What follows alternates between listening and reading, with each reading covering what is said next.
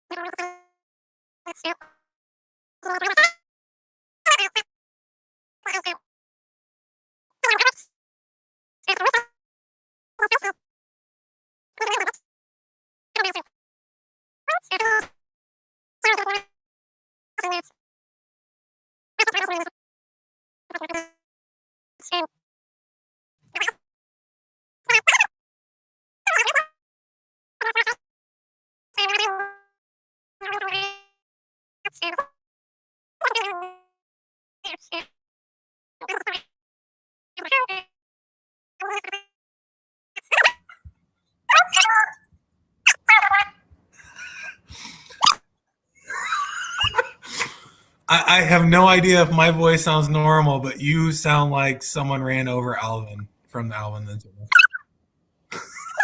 Can't even understand what you're saying. It's fun to listen to, though. I can tell you that much.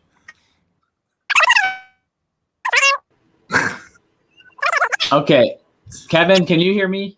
I can hear you, Scott. Do I sound normal? You sound normal. Brett is like super squeaky and high pitched, and for some reason my camera's not working. I had to sign in.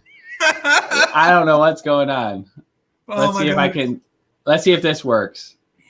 I'm just getting a kick out of listening to Brett talk, and he's got such a great smile on his face.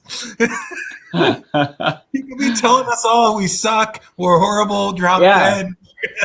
He's just high pitched and squeaky. I don't know what's going on, but it's weird. Like I'm having issues. I thought it was my end for the audio, but obviously not. So let's see. Oh, that was fun. That was good.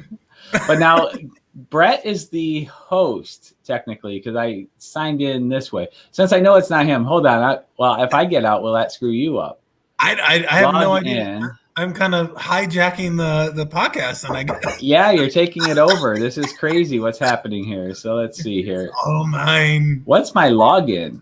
Everything's like crazy here. Let's see if I can log in and get into this here.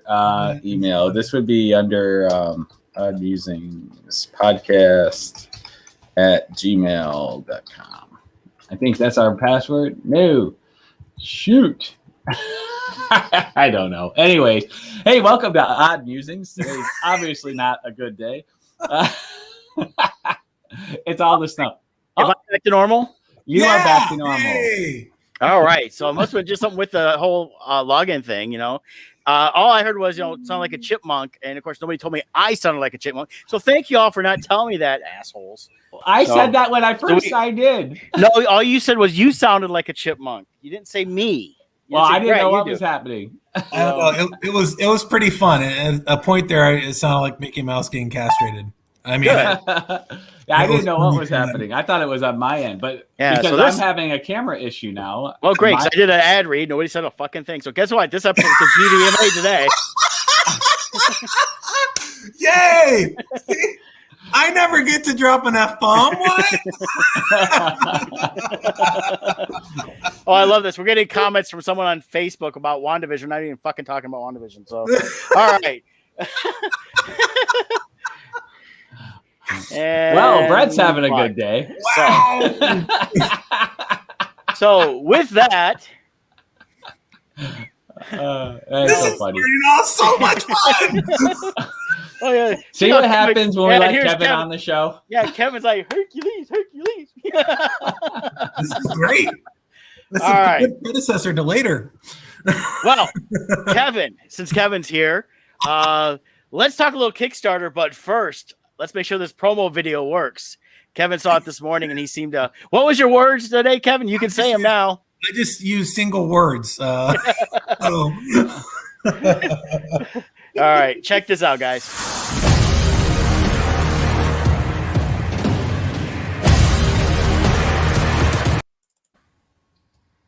Oh, click off again. Man, StreamYard's just having serious problems. Yeah.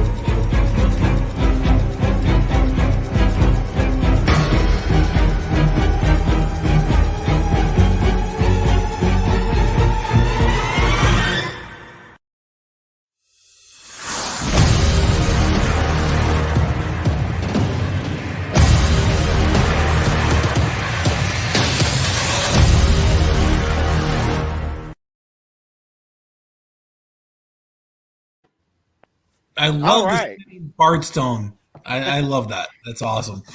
And that's probably the easiest thing I do in there. It's a quick, easy click on the editing. So I like that a lot. That's awesome. Yeah, I found some royalty-free, free-to-use music to give it that horror theme, and kind of did it as a little bit of a movie trailer. And I told Kevin I would do this, so he's got an updated video that'll not have the launching date, but just have the dates it's running from.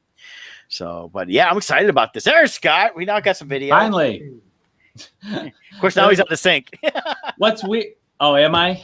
Are you kidding me? Now you're back. Like, what was weird was it was like everything's new. For some reason, like all my logins I had to redo again, and like I had to sign in as a guest this time. It was just weird. Did you Did you do a cleaner on your computer? No. Because if you ran a program that cleans your computer, not willingly.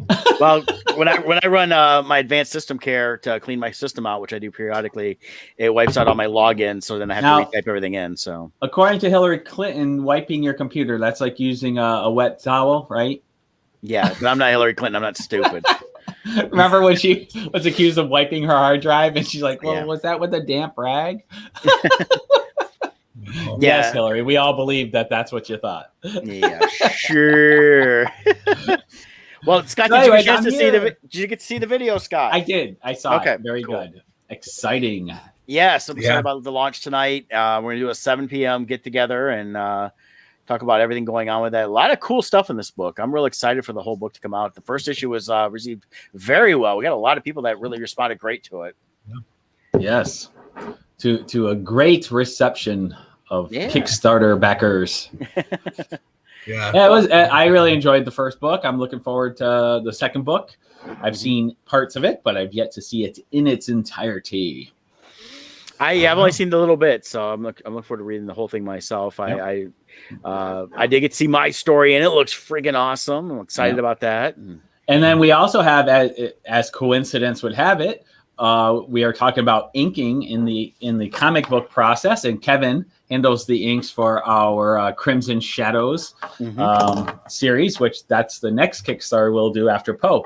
So he'll be able to share some of his techniques and things like that. Yep. So Scott, you can't do any of the controls here, so I'll have to do them for you, right? Yes. All right. Well, let's knock out the ad read real quick. So we'll bring up. There we are, Team Titans of Real Estate. Why? Because you matter. That's right. While we utilize the latest in technology, social media, and other things to maximize your home buying and selling experiences, we never forget real estate is a people business, and we put our relationship with you as our number one priority. It's been a crazy week. Listed a house, sold within in less than a day. Multiple offers, a bunch of cash offers, and one very happy seller. So we just got to get that to closing now.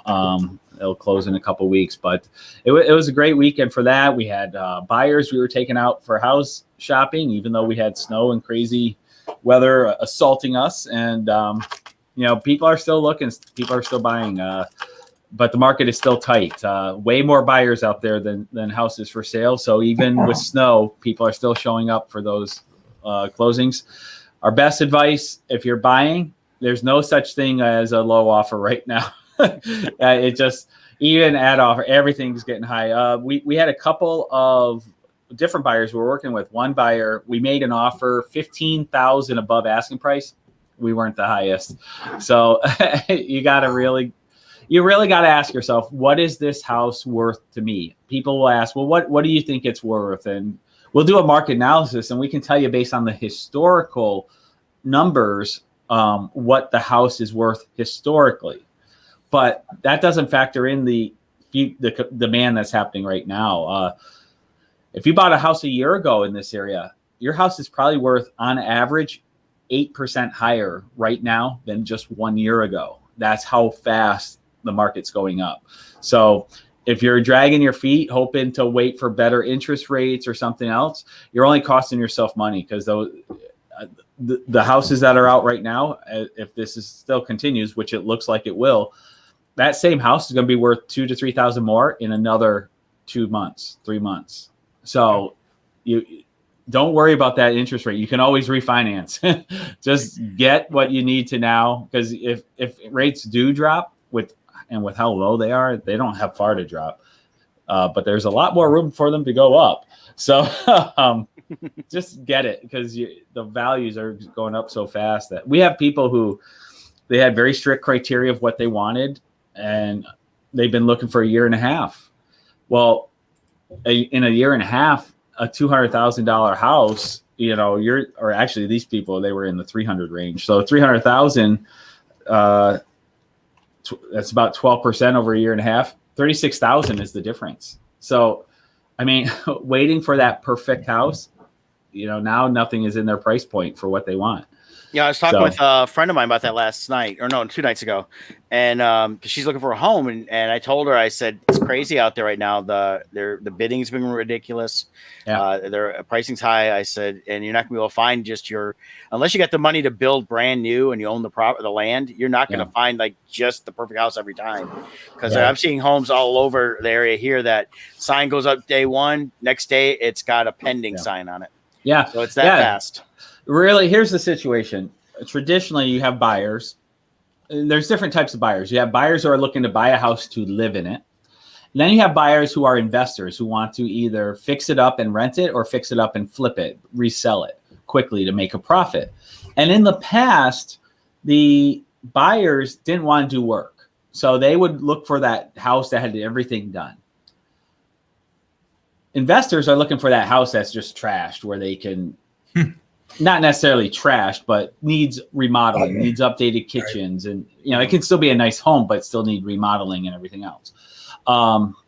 That's what they look for, and they buy at a discounted price, because all those buyers, they're like, well, I don't want to do the work, so they pass on it. So they're able to buy it at a discount. Well, what's happening is the buyers, because they're having to overpay so much to get those nice houses, and they're still losing out, they're now in the position where, like, well, I need some place to live, so I guess I'll look at these houses that need a lot of work, and instead of overpaying $30,000, I'll buy this house and pour the $30,000 into that and do it myself. So what we're seeing is on those houses that need fixing up, the buyers are now serious about looking at those houses and doing the work themselves, which is now competing against the investors. So now the investors are having to pay premiums to get those houses and take minimum profits just to keep their money flowing, So it's an interesting time right now in real estate. But if you need to move or want to move, give us a call. 586-549-6096 is my number. Joe Webler is 586-277-2145. Free consultation. We'll walk through what your goals are, what your situation is, and we'll let you know, waiting may not be the best option for you. So give us a call. We'll walk you through it. That's what I tell people. I've been trying. It's tough where I'm at because it's quite a bit of distance between you guys. Not tons, but enough. But I told people they should contact you guys and at least get the consultation on where they should look. Because a lot of people I've run into that say they're looking. I don't think they really know what they're getting into. They're trying to get pre-approved. Right. They're trying to figure everything out. And what they're doing is, I think, hurting themselves in the long run. And they're saying they want this, and this. They got these high expectations. Right. And realistically, you may not be able to get that now. Right. And if you're needing a home, sometimes it's best to look for a home now and try not to overpay, so you can, in 4 or 5 years, maybe sell it and get it to something more you want. Also, Brett brings up a good point. Even if you don't live in our area, still give us a call, because we have a great relocation company that we work with that they will vet out the agents for you. So we just had a very happy client. They sold their house here. They were moving to Tennessee. We were able to work with this company to find them a quality realtor in the area they were moving to. And they were very happy with the results. So even if you're looking to move anywhere and it's not our area of expertise, we can work with this company to hook you up with the best agent for you in your area. So give us a call. We will help you out with that too. Cool. Today is Ash Wednesday. Hey, after Mardi Gras. Yep. I like it. So for those that are Catholic, today starts 40 days of Lent. For the rest of us, I don't know what I'm giving up, but I probably give up a lot anyway. So, of course, we're here in Michigan, and we're always forced to give up stuff all the time anyways. Right. Which I saw where one whole year. Yeah. So pretty much. I saw though that billboard went up in Indiana somewhere out there, and Gretchen Whitmer, the governor of Michigan, is Indiana's leading business person. The Indiana Chamber of Business, which this is satire. It wasn't really a true story, unfortunately, but it was, somebody really did buy this. I think it was a Michigander, but they put together a billboard with Gretchen Whitmer and said Indiana's Chamber of Business business person of the year. Yeah, for bringing so much work to Indiana out of Michigan. She sent a ton down to Indiana and Ohio, especially during the lockdown the last 3 months. And Florida, Texas, they're getting huge tourism this year because everyone's fleeing to just escape. And I'm hoping to flee in about a week. Awesome. But so it's it's funny because the numbers that everybody said was going to go up really have not gone up in those places. So, and what's funny is too, like I'm seeing all these, praising of Biden, but let's be honest, 1 hour after Biden was sworn in, the World Health Organization issued a statement on how to adjust the testing for COVID because they were getting too many false positives over this last year. And they changed the criteria to reduce false positives. And magically, numbers dropped. Yep. Right. Go figure. So anyways. Politics. I'm so tired of all that crap. Yeah. Here's a side note. Okay. I heard an ad. I'm blown away by this. There was an ad yesterday I heard on the radio for AIDS. Now, we all grew up in the generation where AIDS was, you had it, that was it. And everyone was scared to death of it. This ad yesterday was for some drug that claims to reduce, you'll still have it, but it reduces your levels so far, the test won't detect it. And 3 times in the ad, they stress, and if it's not detectable in the test, it's not transmittable. So you can live your life how you want. So I'm supposed to believe if I have AIDS, and as long as I get the numbers low enough in my body that the test doesn't get it, I can do anything and it won't spread. But COVID, if I don't have it and the test says I don't have it, I still have to quarantine because I might have it and I'm a danger to everyone. What is this? Was Magic Johnson part of that? He should be the spokesperson. He had there was a story about him donating blood the other day I saw. Yeah, I'm convinced they actually replaced him with a robot back in like '94. Well, I think he died. I think this was all covered in They Live. Yeah, South Park kind of, I think, addressed it. It was either South Park or one of them. And it showed if you have enough money, they showed injecting money into his arm, and it cured his HIV. Yeah, it's just, I just don't understand how I could have no COVID, but still be a danger, but I can have AIDS and be fine and do what I want. I don't know. I don't get it. Hey, the numbers have been dropping like crazy here in the last few weeks, and which we all predicted they would. Yep, exactly. So it's anyways, got anything more open. In fact, more shows are starting to pop up. Got notification South Carolina Comic-Con is going to happen in April. They're allowed 50% capacity. They're going to do 40. Haven't decided about going yet. I'm not scheduled because I got a refund last year. South Carolina, ST Comic-Con. But our good friends at T-24 are looking to go. They're scheduled to be there. So that could be their first show of the year unless something pops up sooner. I doubt it, though. But one thing I am loving about this current state of affairs is how many of whatever your stance on masks is, I really don't care. If you want to wear masks, wear masks. God bless you. But so many people I know who all year, for the last year, have been just, wear the damn mask, wear the damn mask. I am seeing pictures of them all over the place. People I personally know. You know what? I love you guys, but come on. You're posting pictures in these bars, no mask. You're having fun. Just because you cross the state border doesn't mean COVID stopped at the border. It's like, oh, I'm out of Michigan. I can do anything I want now. Don't lecture me about how I don't like wearing a mask. Now you're posting pictures partying drunk with selfies and with people all up in your face. Stop it. Yeah. Okay. So I guess we got to stop talking about this because Mom's tired of hearing about it. So Tanya chimed in, and I honestly, I do agree with her. I do. Yeah. Let's get to the fun stuff. We got WandaVision, we got inking, and we got Macabre Master 2. So Kevin, you're caught up on WandaVision, right? Yes, yeah. The last episode was excellent. It's going in the direction I thought it was going to, and incorporating a couple different stories. House of M, I think, is really what's going to start popping up. Yeah, I think they're alluding to a lot of that stuff. I don't know how deep they're going to go into it in this series. My speculation has been this is just the initial setup. And the way it's looking, though, we got 3 more episodes. They're an hour early. So we basically got a 3-hour Avengers movie coming up, essentially, to deal with a lot of this stuff going on. And I think this is a complete setup for the next 2 series plus all the movies coming after it. Yeah. Yeah, that it solidified it when, Vision was trying to get out and he's being pulled back in and pulled apart, and that was the cover. I just remember that cover from the early 2000s. So refresh us. What is House of M? It's Was that the Mephistos? no. Oh, I can't remember House of M. I don't remember the entire storyline. I just know it was revolving around the Scarlet Witch and her powers, and she just basically created her own reality, and it created and pulled on the multiverse, and it tied into all that. It's been so long since I've read it. I'm learning it together with a bunch of other stories. So the House of M had to do with Magneto.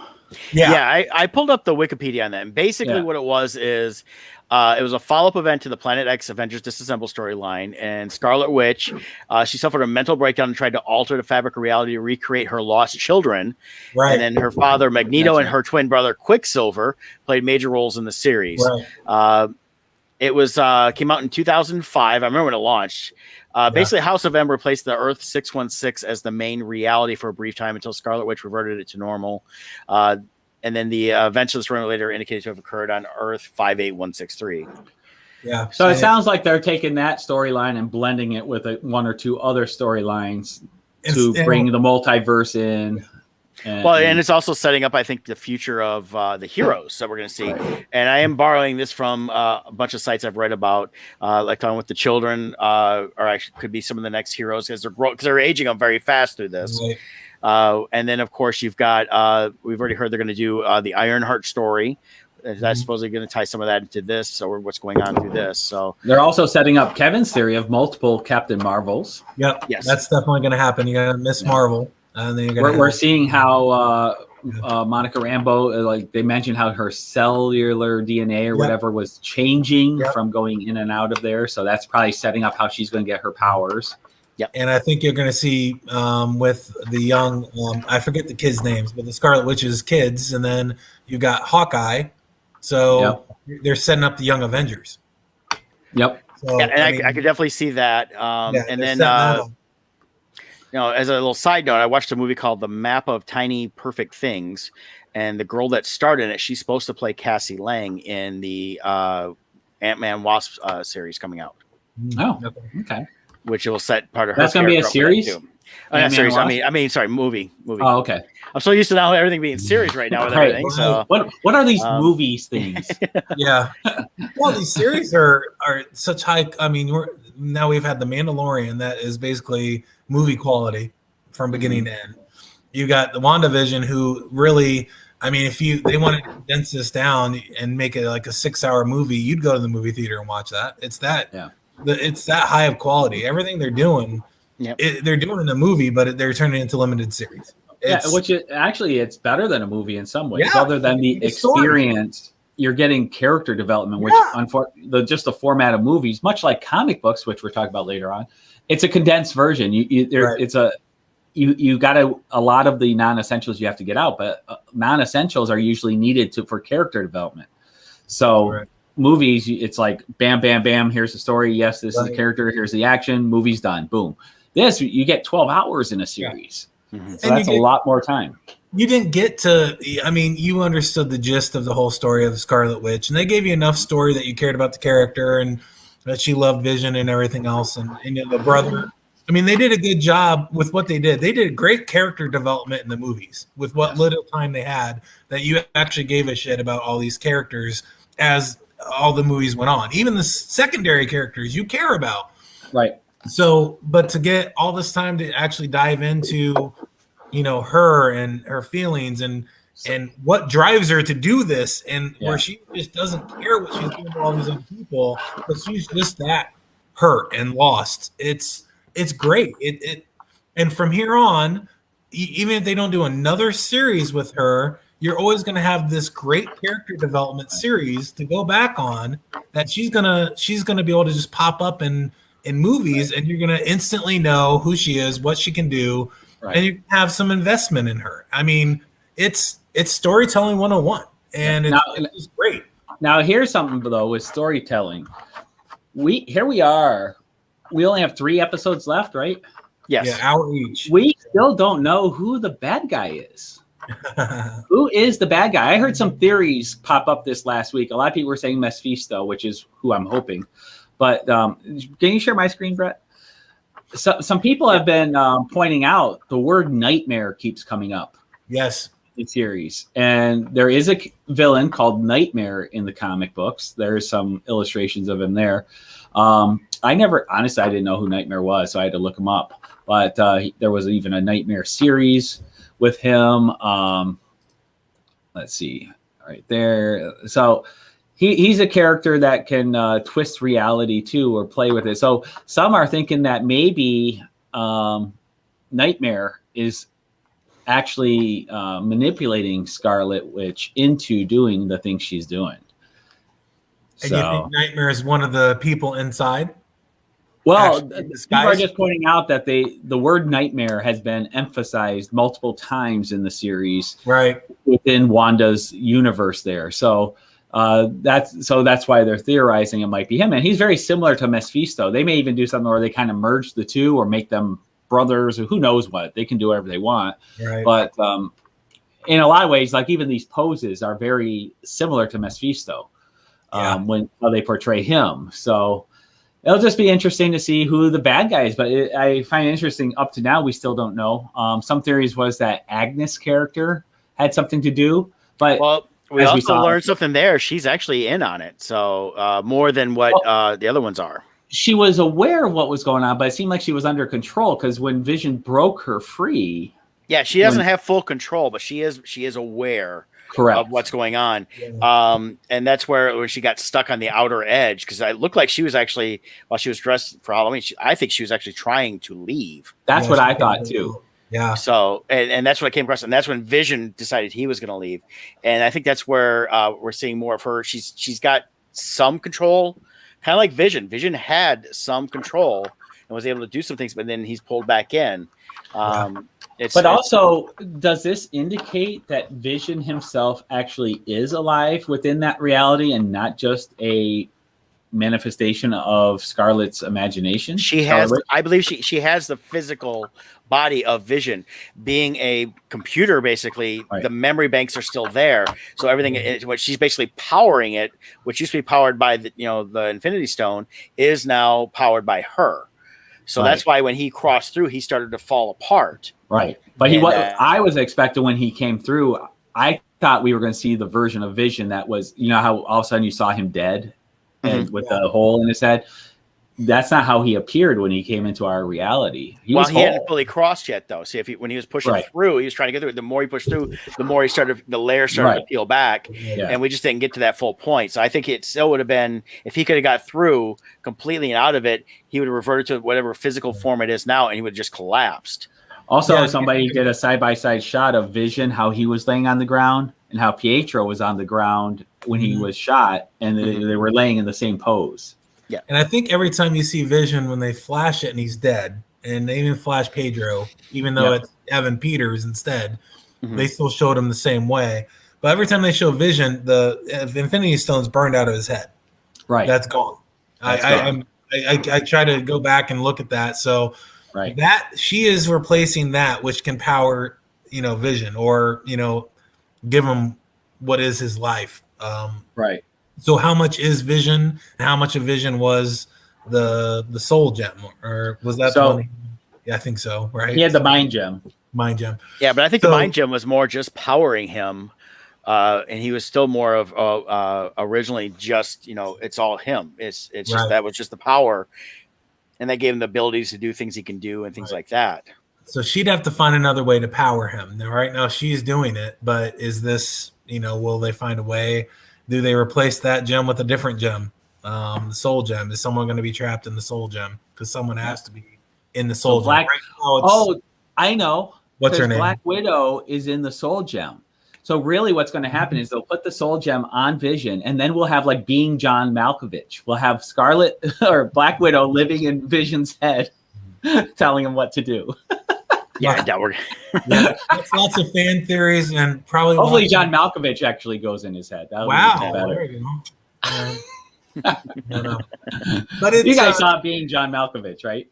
Yeah. Oh yeah. That was a great movie, actually. That was a good movie. That little tiny door. Agnes in this is going to. I think this might drive her to be a villain, in the same kind of sense that you think who's going to be a villain? Agnes. I think maybe she didn't start off, but she's that. I can't remember her character. So we're seeing an origin story. Well, she was a witch, and Right. I don't know how much of a witch in this she is yet.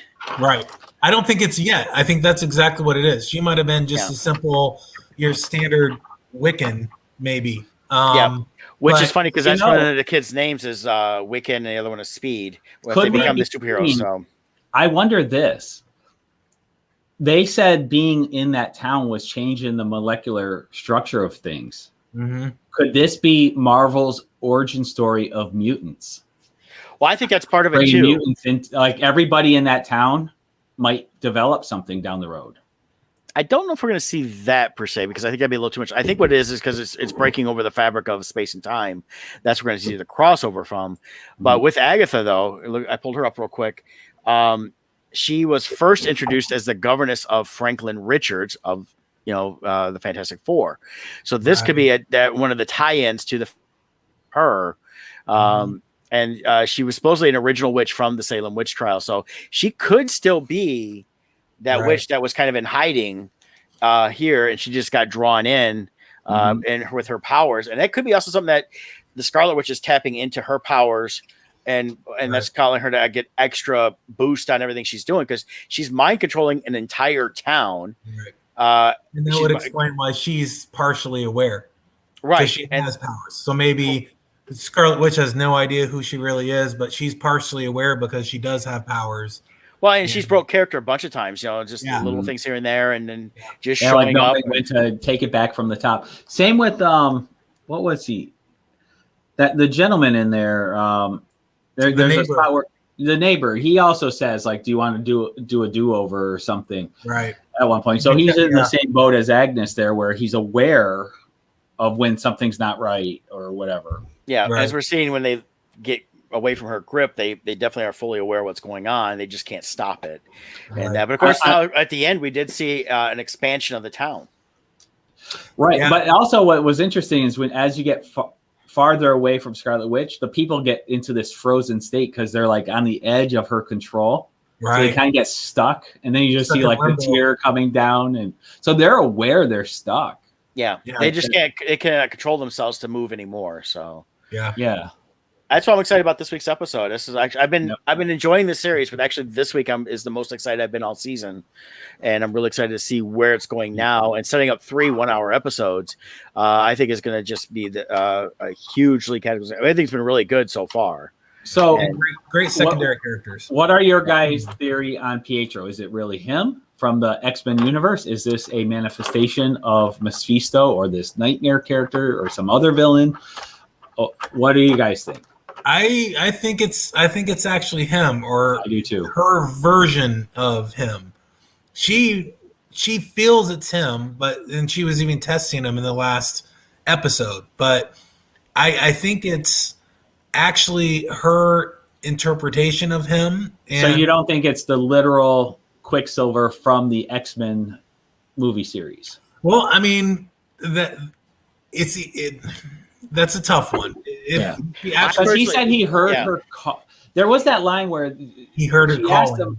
I heard you calling. Yeah, well, I think that's part of her. She's not in full control of everything she's doing, even though she kind of thinks she is. And what she's done is she's already broke through the fabric, so she's pulled from another universe. The physical manifestation of Quicksilver is incorporated with the one that she knows is her brother. Right. So while there is a physical difference, the mental stuff he's mentioning is all the stuff that Quicksilver went through in Age of Ultron. And a lot of that I think was sparked from, I believe, from when what's her name, Geraldine, when she said that your brother was killed by Ultron. I think that sparked a subconscious part within Scarlet Witch to bring him back, even though she didn't initially intend to. And when she did, it also, because it's pulling through different times, and that she pulled the physical part from the X-Men, and this is where we're starting to see the crossover of these realities, multiple Earths. Right. And I also think and eventually we're going to see a blending of these Earths. I think it's interesting when he recounts his childhood memories. Like with her, it's like the events happen, but she's like, but that's not the way it happens, because being in a different universe, things happen slightly different. So they have a shared event, but both memories are different because it occurred slightly different in each reality. Yeah, and he's getting some of the stuff from his physical body versus the mental that was forced in. Because he would know that in the X-Men he's not dead, but he seems aware. You know, you can't. I should say, I don't think you can quite tell if he's aware that he died. Right. He mentions you. I heard you calling. Well, that doesn't mean that he was dead. That means he might have been in another universe. Yep. So they've left that very vague to where it could be either or. But he wouldn't know anything about Ultron because Ultron's not in the other universe. So, like you said, I think shared events, but different views of how the events points to it being the multiple universes merging together. In the X-Men series for the movies, we do not see Scarlet Witch, right? No. We only see Quicksilver. Or did we? I thought we saw. No. They referenced Magneto with in there. But we find out they never mentioned that he had a daughter. They only mentioned him. He's the illegitimate son that he had. Yeah. So because I don't remember Scarlet Witch. So unless I'm wrong, but I don't think they ever mentioned it because he's with his mom who says that her dad was blah blah blah whatever. Right. Never mentions another daughter. Now maybe they can say, well, yeah, it was twins and she gave one for adoption. Who knows? But they did. I was getting my comics mixed up with the movies. Yeah, they never brought her actually into the movies, and they introduced Quicksilver, and he had a different home life. I like how they both ask each other, "What happened to your accent?" Right. What happened? Where's yours? Now, according to Screen Crush, they did have a cut scene where Scarlet Witch was cut from X-Men Days of Future Past, and they introduced Quicksilver and her together. She was a young girl. Do they show image? Yeah, give me just a second here. I'll show it to you guys. Let me share page. It has to be fairly obscure. I don't even remember, but it'd be crazy if it was Elizabeth. There's a lot of stuff that they cut out though of these movies. So right, well, because they probably filmed it didn't know if they'd have the rights, so they filmed it just in case. Yeah, I think one thing. There it is. Oh yeah, okay. So with that would have been the tie-in, and which is interesting. The age difference. Yeah, because they're supposed to be twins, I thought. Right. Yeah. So they went younger. Yeah, that's in that. Like the standard X-Men movies. No one knows what age you are. You go from 12 to 20, back to 18 to within the same series of movies. Yeah. What's her name? Jean Grey. Jean Grey went from like young to old to young back to like what? Same with what's the one that wears all white? She was what's her name? Summer, or what's the actress's name? The Queen or something, White Queen. White Queen, yeah. Oh, Emma Frost. Emma Frost. She's like in one movie, she's like 30, and then the next one she's being busted out by Wolverine from the prison, and she's only like 10 years old in that scene. It's like, wait a minute. Right. That's one thing. They never tried continuity in those X-Men movies. And that was. They didn't even try. They're like, whatever. Hey, we got Sean Forney chiming in. Hey, dudes. You probably saw the initial Chipmunk episode that we had going. And then that we had to talk about Sean in the video for the upcoming Kickstarter. Yeah. But we got to talk about some inking today. Yeah, it's already 10:45. My goodness. Yep. Of course, we spent 15 minutes just trying to get signed on. Yeah, I know. Right. So we've been doing this little series on creating comics. As everybody's been joining us on that, and this week we're talking a little bit about inking. So I'm sure Scott's got some stuff to share, and Kevin definitely chime in on this one. Yep. Yeah. So with as we've been covering, we talked initially about the inspiration, getting your story idea down, character development. We've talked about doing your layouts and then flowing into pencils. The next crucial part in the inking process, is inking, which a lot of people who are uneducated about the processes, a lot of times might dismiss inkers, be like, oh, you're just tracing. That is not true. Inking in and of itself is its own art form. Right, Kevin? Kevin can attest to this. Cece and Amy, you're the tracer. I'm the inker, damn it! But there really is an art form to inking.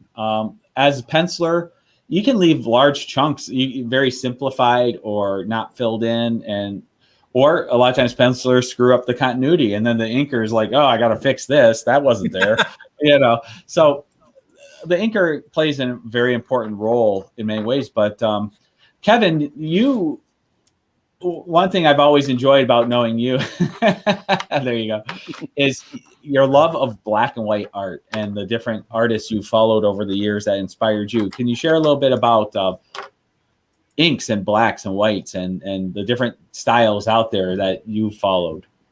Yeah, my personal style is very if I'm penciling and inking like something from beginning to end, kind of blocky, and my pencils are like literally just like, I think this is where the head is. That's basically as far as I go, and I do everything in the inking stage really. Everyone has a different process. But I grew up, just idolizing a lot of the different artists, and I struggled for a long time trying to get a good balance between black and white to have enough, ink on the page. I remember my high school art teacher always, you got to get the darks, you got to have the contrast. It should be as appealing to the eye in black and white as it is once you color it. In a lot of cases, he says, you've done a better job if it's more appealing in black and white than when they color it. And I really do find that the artists I love the most, I prefer all the art in black and white. Mike Mignola is a big one for me. I'd rather see everything he does in black and white than colored. I love the colors, don't get me wrong. And Dave Stewart's his colorist, and he's amazing. But I just want to see the blacks and whites that Mignola does because the contrast is beautiful. John Bashima did always was fantastic. And then you have people that work together like Joe Quesada is an amazing penciler, but Jimmy Palamani does all his inks, and it just pops. I mean, it's amazing at what he adds to it. Danny Miki, who does all the stuff for, he did just about everything, but he inked for Spawn for many, many, many years. Amazing detail. And then, and you could see his inking style over the different pencilers. So I've learned, and the appreciation, I can identify a lot of pencilers just by looking at their art. I can identify a lot of the inkers, and you can see a difference on who's inking and what the end result is. Yeah, so, an important part too to keep in mind, which there's a process and it's a team, and like with Crimson Shadows, if everybody's working well together, each step, everybody's work complements the others, and you create a better product in the end. Here we see Kevin's inks for Crimson Shadows issue 1. He just amazing job with the hard black and whites, but part of it is also knowing your place in the process. Like if you're doing art, if you're the inker for some amazing superstar artist who's the penciler, you want to keep that style and bring it through, right? And you don't want your work to overshadow the style of that artist, because if he's the big name, that's who people want. So your job there is to simply duplicate it to the best that you can, make it, but improve it in the process. Whereas other times you could have pencilers where, like Kevin said, for his own work or when I do stuff, you might just be laying out loosely, because it might be the inker is the superstar, in which case the penciler's like, hey, I'm just setting up the scene and the inker is going to take it from here. You know what I mean? So, and then same with colorists. You can have colorists who the inker can ruin the pencils. The colorist can ruin the ink. You've got to make sure everybody's working together. And sometimes one person's style, you want to match styles up too. Right. Just because someone does amazing inks in a certain style, they may not be a good match for the style of that penciler. You know what I mean? Yeah. And inkers are going to be more adaptive or versatile when it comes to the styles. The inker is going to change your style of inking or to complement the style of the artist. And also the style of the book. Like if you're going for certain moods, those heavy black and whites can really make a mood so much different versus if you're going for a soft feel. So knowing what feel you're going for, because Kevin really created a really cool style, I think, for Crimson Shadows to capture that feel we were going for. Yeah, it's very different from anything I've done, and I've learned to love it. So it's something that I've adjusted my personal style for what I'm drawing now because of it, and that was to complement the penciler. I'm like, this is nothing like how I normally ink. My inks are usually on my stuff is very, very straight, very blocky, very sections for me. A little bit of cross hatching, a little bit whatever, but my style is very 70s and 80s. I love that style of art, where it's very solid, thick black lines. And I just love that. And this was the pencils are completely different. So it's much more, brush strokes and transitions to show in the inks. And it was great. It really forced me out of my comfort zone. And I loved it. It was a great experience, and it still is. On the second issue, I think I'm through page 20. So getting close to the end of issue 2. And I mean, there's always challenges, but the biggest thing for like what you said is the continuity from page to page. Yeah. I'm like inking something, and I'm like, this doesn't look right. And I go back through and I look at like 2 pages before it was on there. I'm like, damn, the table's supposed to be round. So you're like, I curse you. Right. Why can't you look at the other panel? Or like all the other details. It's kind of like, or you're sitting there and it's like all this stuff going on, and I'm like, and here's a nice plant. Yep. Hey, also, we're done. Some other pointers about inking, if you're looking to ink, is your line width, the weight of the lines. They help create. You can create depth perception, heavier lines, the closer something is. Or if you have something you really want to emphasize, going heavy with the black and white on something like that versus fine lines for something else. Texture, you can create texture through the types of lines you draw. And there's different types of pens. There's brushes. You could be doing digital and have different pen settings. All of those different things come together. You don't want to use the one line width and one line for everything. Otherwise, it starts becoming very flat. Right. And the biggest trick, I think, is, and good pencilers do this, not only because that was a speed thing, but the illusion of depth. So if you have a big scene going on and you've got a lot of things going in a big room, the stuff further back is not going to be as detailed. The faces aren't going to be as detailed. So it's a little more blurry. And it's tough for me to think that. It's because I'm doing all this digitally. Because you zoom in. So I'm sitting there and I'm doing, I'm getting all the details. And you zoom in, I'm like, I can't see a damn thing. What the hell? Right. But even for that, those far away things, even if there's a lot of detail, that's where you go with a fine line so that there's more white space as you get farther away, and the close-up things have heavy black lines so that they really pop in contrast. And years ago, I went and saw a Q&A with Todd McFarlane, who Todd McFarlane's a great penciler, but I think he's a better inker, honestly. I think Todd McFarlane is one of the best inkers that doesn't get credit for it. He inked his own stuff all the way through the Hulk series, all the Spider-Man. He always did his own inks for the most part. I don't think anyone else could have done that much detail on his work. Exactly.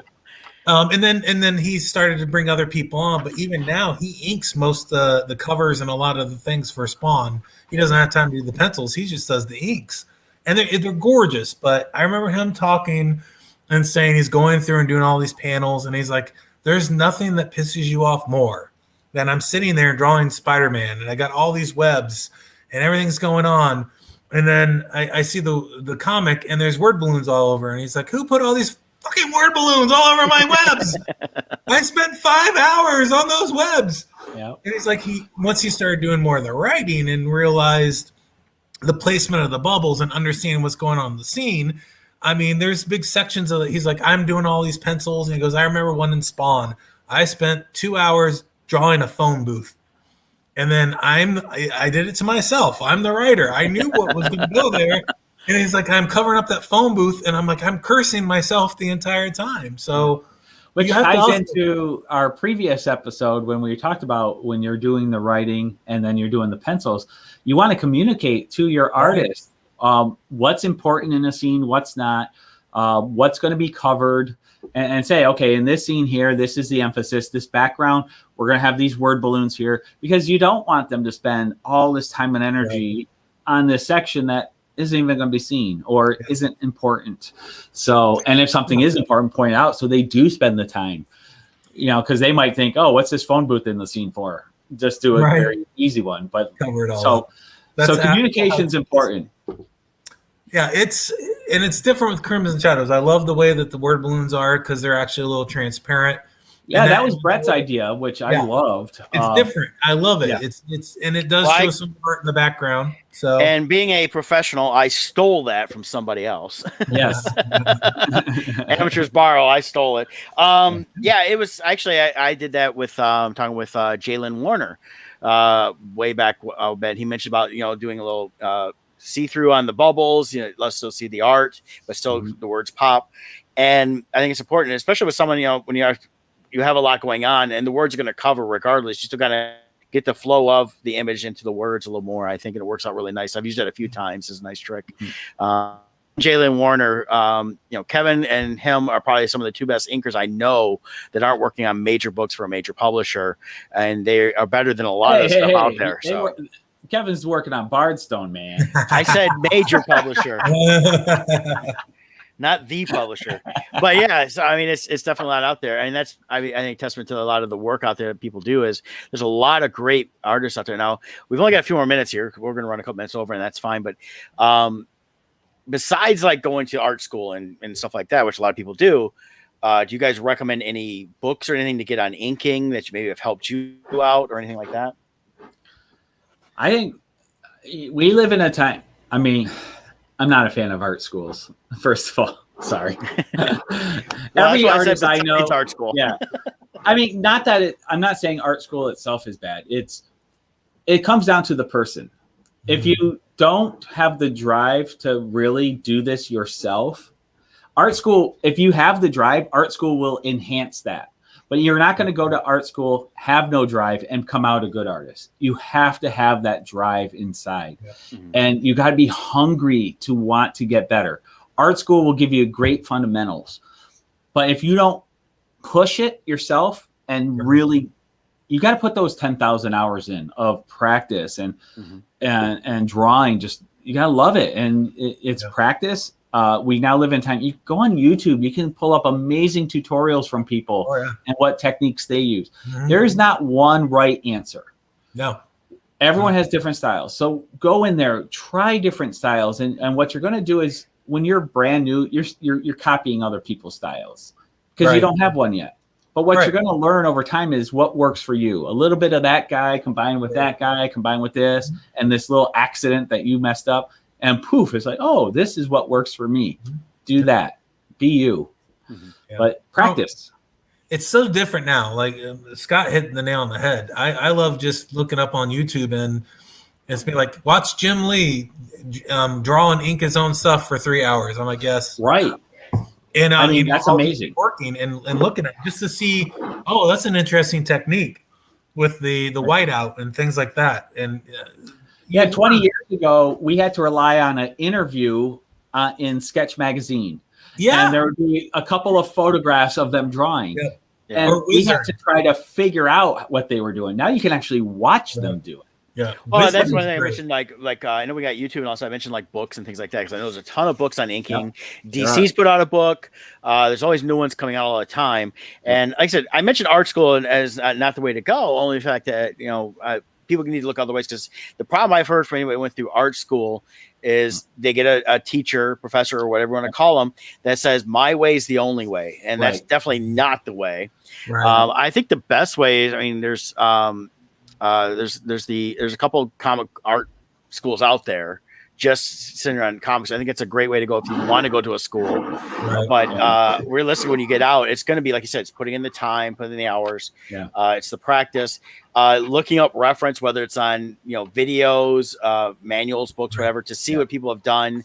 So, and I know there's a lot of stuff comes up. We see Kickstarter stuff all the time on how to draw, how to do comics, how to do this, and they include like tutorials, and those are some each ways to find maybe a different way of looking at something than what you did before to increase that. So I think another great thing: go to comic book conventions, meet people. Right. Yeah. As you get to know them, the most valuable learning I have had is just hanging out with my artist friends after shows, drawing together, or having sketch sessions where I go to their house and we just hang out for the day drawing. And it's comparing, like, well, I really like how you do hair. What is it you do? Or, oh, you really do hands really well. What is your trick? And watching and learning, and we share information with each other. And you grow a lot just by being around other artists. Yeah, the best story I have is a year before I was going to a lot of comic conventions. I got back into it in my, late 20s, early 30s, and I was just going to comic conventions, and I started getting the drawing itch again and seeing everything, and I'm like, I really want to do this, but I hadn't, jumped in yet. Yeah. And I was at Chicago Comic-Con, and Adam Kubert was there, and he was doing sketches for people on the brown board, doing the ink wash and everything. Mm-hmm. And I got in a lottery, and he was only going to do 10 if he had time. He only ended up doing 6, and I was number 7.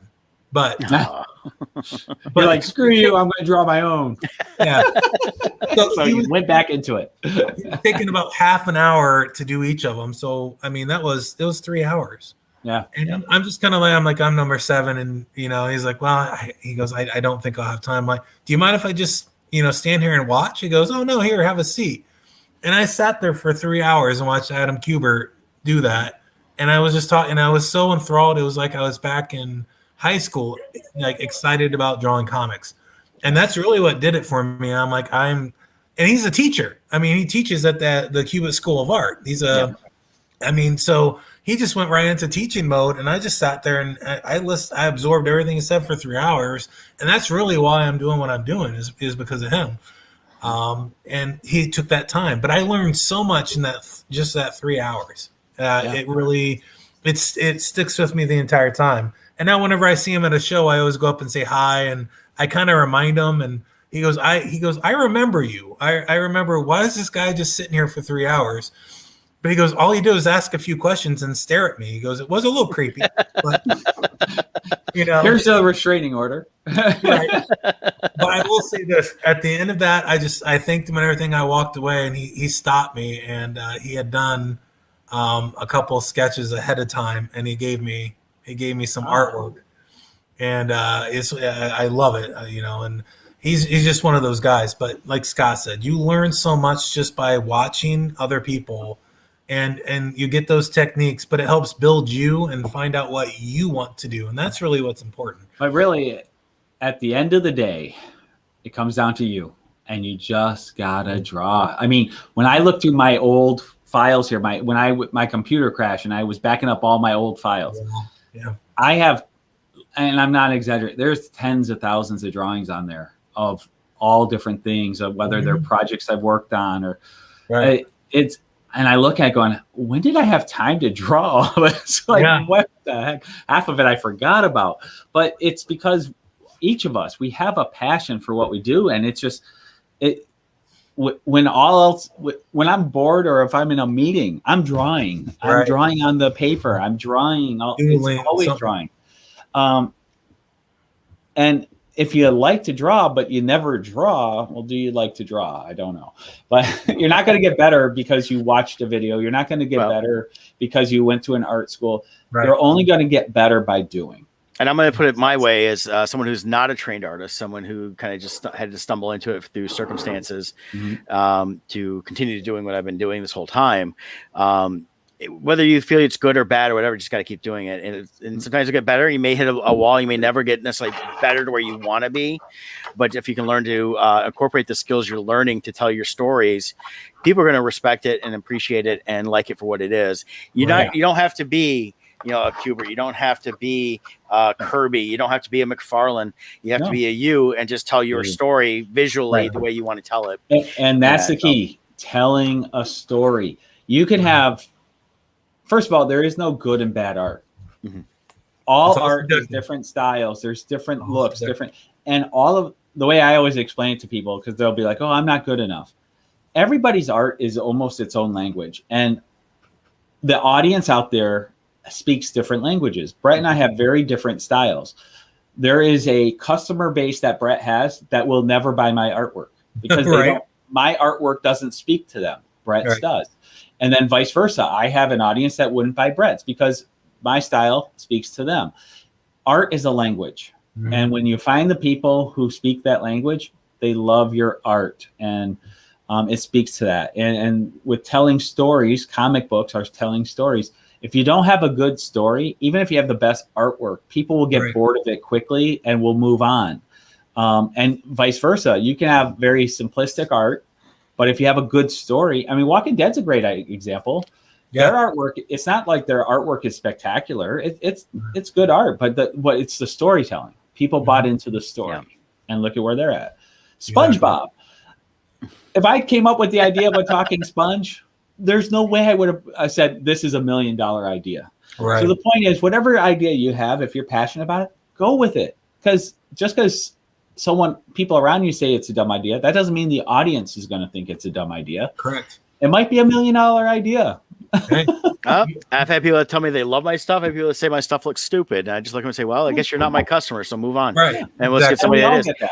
Yeah. We all So, get that. and that's fine. I mean, the thing is, when you create comics, we'll end this on this little bit here. I create comics that I want to enjoy. Yes. And if other people enjoy it, that's great. And if they don't, I'm not, because the more you try to appeal to the masses or the latest trend of fan service, I think you fail. I think, as much as people called the Mandalorian fan service this year, it really wasn't. If you listen to all the people that wrote and directed and worked on it, they all said, this is what I wanted to see. Robert Rodriguez said, this is what I want to see Boba Fett do. And he did. And we all loved it. Why? Because there was true passion behind it. And Exactly. I've read a lot of different stuff from different people. I've bought at Comic-Cons, independent stuff. And some people are like, oh, that looks crappy. But when you really read it, it's really good. And there's some that have a very simplistic drawing technique compared to others. Everybody's got their own style. And that, so, I recommend checking out, all the stuff. Don't discount it because it doesn't look like it's a professional one like you think it should be, because I bet there's a lot of good stuff in there. And a lot of times, again, story can overtake art more than art can overtake story. Yep. So Definitely. So, hey, we're going to be back tonight at 7:00, though, talking about our new Kickstarter. And I'm going to end with the promo video again and then our outro video. And you guys hang out for a minute. And so tune in and go on Kickstarter, look up Macabre Master issue 2. Yep, I actually go to, and we'll have the link up on bardstone.com. We'll make Scott put that up today. All right, let's watch the promo video.